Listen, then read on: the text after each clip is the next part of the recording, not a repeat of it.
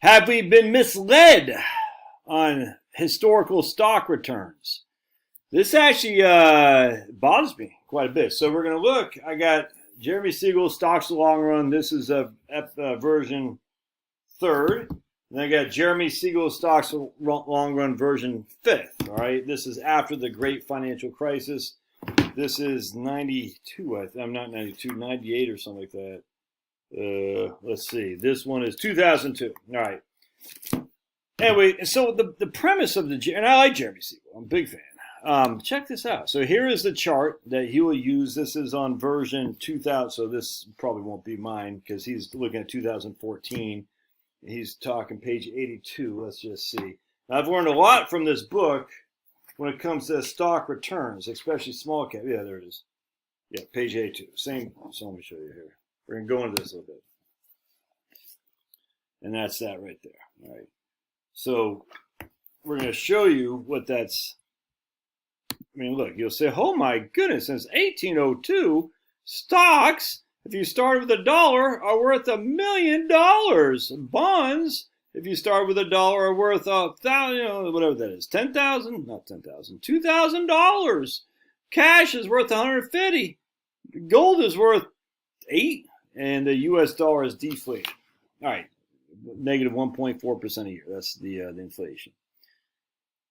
So I've always thought this. Now, I've known some people say small cap value stocks outperform, and because of Jeremy Siegel's book, I know it's true, but it's only true because there was a certain amount of time, like 78 through 83 or something like that. I can't remember. Take away those 5 years, and there's no premium value over small cap value.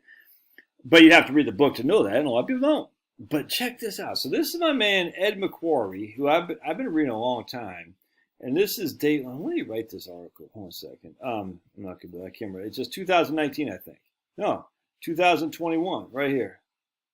I just I'm stunned here, and I'm going to show you something here. So first of all, we're going to show you likewise. No part of Siegel's bond record includes corporate bonds, even during the decades when these dominated the fixed income markets. All right, so. This is only government bonds right here to get this. And actually, hold on a second right here. His theoretical commitments required him to use the best available proxy for a risk-free investment. Okay. In the absence of a deep and liquid treasury market, Siegel approximated the risk-free bond by always selecting the lowest yielding federal or municipal bond available. What? Even when yield was depressed by tax exemptions or other privileges. So that's... So we're going to use municipal bonds and interchangeably with government bonds. We're never going to use corporate bonds. Okay, that seems kind of weird. But remember, municipal bonds are tax-free. So because they're tax-free, inherently they have less yields. They don't need to provide you as much yield because they're tax-free. So anyway, so I was like, okay, that was, I didn't think about that. All right, so right here, Figure 2 shows terrible long-term performance by, Figure 2 shows terrible long-term performance by bonds. From 1943 to 2013. Stocks rose far ahead of bonds during the decades immediately following World War II and never fell back. But Figure 2 is highly misleading. Not one investor in 1,000 can look at this chart and detect that following the 1982, the stock and bond performed parallel. So you're going to see this, like, look, from 1943 to 2000, whatever that is, 18, something like that. The stocks smoked the bonds. But that's not true from 1983 on. And if you look here it is from 1983 on. They basically rode in tandem, stocks and bonds. So you have this 40-year time frame from basically I think it's 43 or something like that. I can't remember off the top of my head. To basically 1970, where stocks just smoked and bonds got smoked. Again, but these are not corporate bonds. These are some of them municipal bonds. It's just weird. I didn't like. I've read this article about 2 years ago too. I think it first came out in 2019. He updated in 2021, and I missed what I'm about to tell you here. I saw some stuff. I missed what I'm about to tell you though. But that's not even the gist. So if we go back to this right here. So right here, you can see the bond market from basically 35 or so to 1970. It basically is a 40-year time frame. The bonds actually lost money, net of inflation, where stocks ramped up. And so this right here, that 40-year time frame is what makes the stocks versus bonds look great. All right. Now, but you even say, but Josh, but even before that, other than like from 1802 to 1862, when bonds and stocks ran together, but even from 1860, basically five, since the end of the Civil War, till right here, 1945, stocks did better, significantly better. But check this out. This is crazy. Siegel sources omitted this right here is insane. Right. Siegel sources omitted the largest single stock that traded before the Panic of 1837, the Second Bank of the United States. At the peak, before the panic hit, the Second Bank of the U.S. accounted for almost 30% of total market capitalization. It failed spectacularly as the panic proceeded, with shares dropping from 120 to 150, sounds like First Republic Bank, and never recovered. To duplicate this omission in a contemporary stock market, it would be necessary to drop Microsoft, Apple, Amazon, Alphabet / Google, and Facebook from the S&P 500. And even those five would not account for as high as percentage of the S&P 500 as the Second Bank of the U.S. Omission of the Second Bank of the U.S. is the single most glaring error I found in Siegel sources. More generally, I found incorrect survivorship bias elsewhere. Banks failed during panics, turnpikes and canals succumbed to railroads, and struggling railroads went bust in the 1840s and 1850s to an extent not previously understood. In short, Siegel's sources had left out the bad parts, producing an overly rosy picture of antebellum stock returns. I mean, you're leaving out.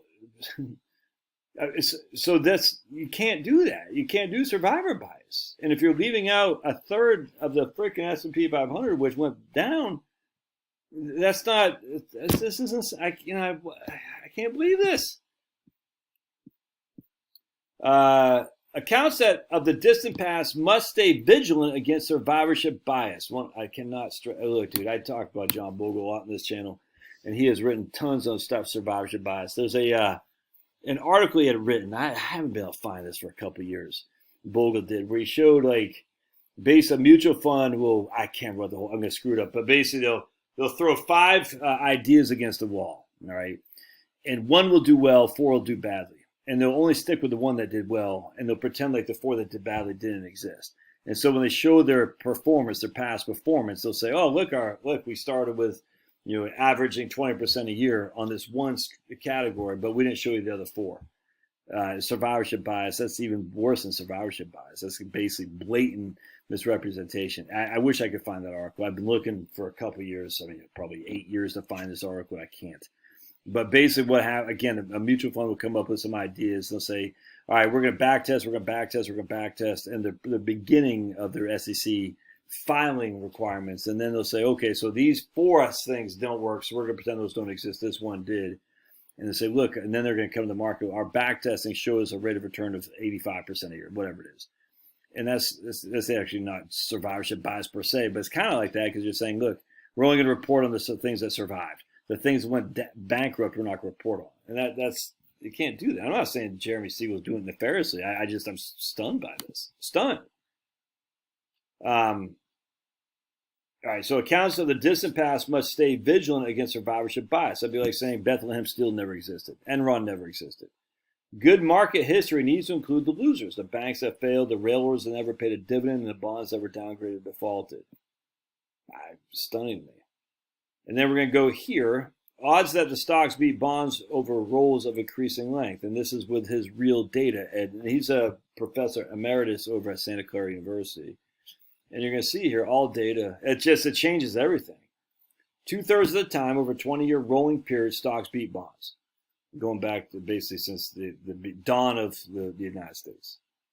That's it, though. That means 1/3 of the time, over 20-year rolling periods, bonds beat stocks. Isn't that crazy? Now you can see from 1943 to 2019, 95% of the time stocks did better than bonds over a 20-year time frame. Or from 1863 to 1942, it was about 70% of the stocks do better than bonds. Isn't that interesting? And even 50 years, which I thought was pretty interesting. So here we got a frown, not a retirement spending smile. This is an investment frown. So stocks did better than bonds in 20 and 30-year increments, but then it did worse in 50-year increments. I think it's fair to say the results from the entire 226 years in Table 1 are weakly supportive of Siegel's thesis that stocks will outperform bonds. The odds that stocks outperform bonds, his thesis. The odds that stocks outperform bonds do increase as the holding period lengthens from 1 to 50 years. But using this historical data where we get rid of survivorship bias and not just using tax-exempt municipal bonds, these odds never get much higher than 2 and 3. No enduring lawful relationship between asset outperformance or length of holding period can be extracted from Table 1, 100%. Yeah, you just can't. You can't say the longer I hold, the better stocks would be. It's just we don't see that at all. I mean, look here. Rolls in 1794 to 1862. Stocks never beat bonds. The results are better interpreted as showing changes in regime, i.e. the different circumstances on the ground at the time, World War II. The Rolls analysis broken out by such period is particularly destructive of Siegel's thesis. It supports instead of time-varying regimes and asset returns, sometimes stocks outperform bonds, sometimes bonds outperform stocks. What matters is not the length of the holding period, but which regime is in operation. The antebellum regime when stocks languished, the regime following World War II when bonds fell out. In fact, across the 2 centuries, there have been 8 episodes where stocks underperformed bonds over multiple consecutive 10-year periods. Figure 5 also shows how unusual the immediate post-war decades were when viewed through the longer lens. And that's the post-war World War II, where the next 40 years stocks smoked bonds. These decades marked the first time that the 10-year annualized stock advantage exceeded 12 percentage points, and the first occasion where runs showing a substantial stock advantage extended beyond a decade.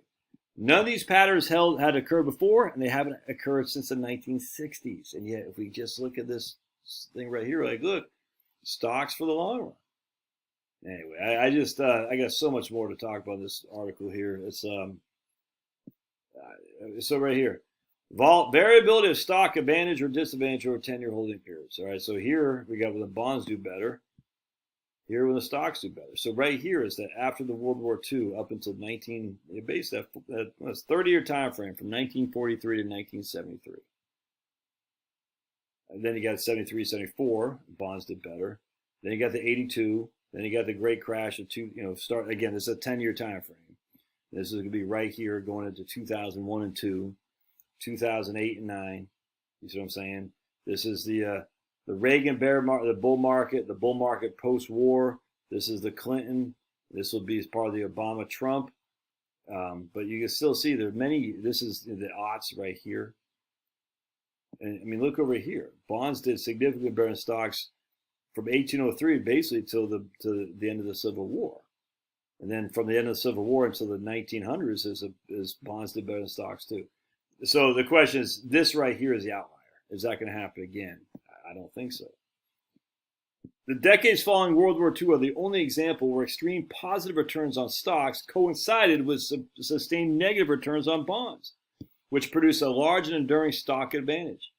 It is this unique and relatively recent event, faithfully combined with the faulty 19th century sources that led Siegel to extrapolate that in the long run, stocks would always beat bonds by a substantial amount. In fact, Ed goes into kind of like what I say in my book is like, if you're sitting there, let's see, I think he might say, the inflationary surge during World War I and the subsequent mini depression of 1921-22 caused the 10-year performance of both stocks and bonds to plunge toward the lowest levels for each ever seen.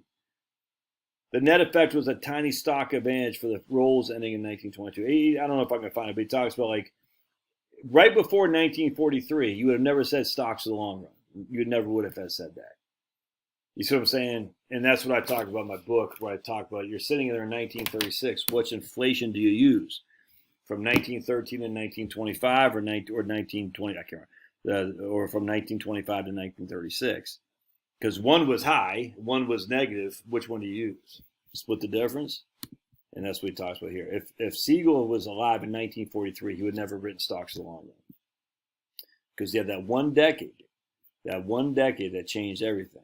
And right here, right there, that one decade, right there, not decade, that 30 to 40 year time frame. Take out that, stocks and bonds, they jockey for position who does better over a 10-year time frame, essentially. I mean, look, these are identical from right here to right there is identical from right there to right there. And you can see it right here. Anyway, I just these people who put their faith in stocks, and I got a problem with that, but just because stocks the long run, you might want to think twice about it. You might want to think twice about it because you're like sitting there, what's your data based on? And this is the same kind of thing with all this, all the conspiracy stuff I follow. People say, oh, this has been proven, this, that, and the other. You're like, really? What's your data based on? Eddington, for example, for Einstein. What's your data based on? Let's dive into that. Not Michelson Morley. Oh my God, the redshift experiments. Harvard, Pound Snyder.